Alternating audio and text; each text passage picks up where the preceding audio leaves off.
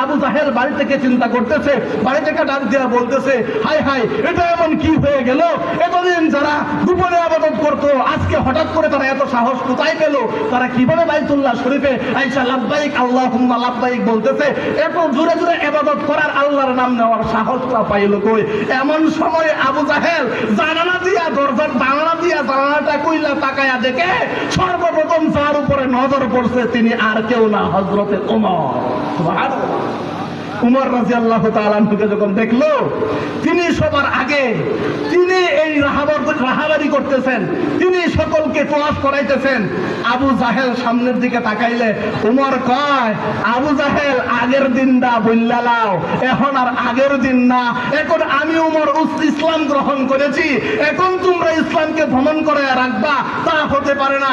আমরাও বলি, শোনেন, যারা ইসলাম বিদ্বেষী, যারা কোরআন হাদিসের বিদ্বেষী, যারা উলামায়ে কেরামের বিদ্বেষী, তাদেরকে আমরা বলি, শুনেন, উমরের কণ্ঠে কণ্ঠ মিলিয়ে বলি, আগের দিন না বললে যা, এখন আর নতুন করে কোনো ষড়যন্ত্র করার চেষ্টা করিয়েন না। কারণ মানুষ এখন সত্য কোনটা সেটা বুঝেছে, মানুষ এখন ন্যায়ের পক্ষে, ইনসাফের পক্ষে কথা বলতে শিখেছে।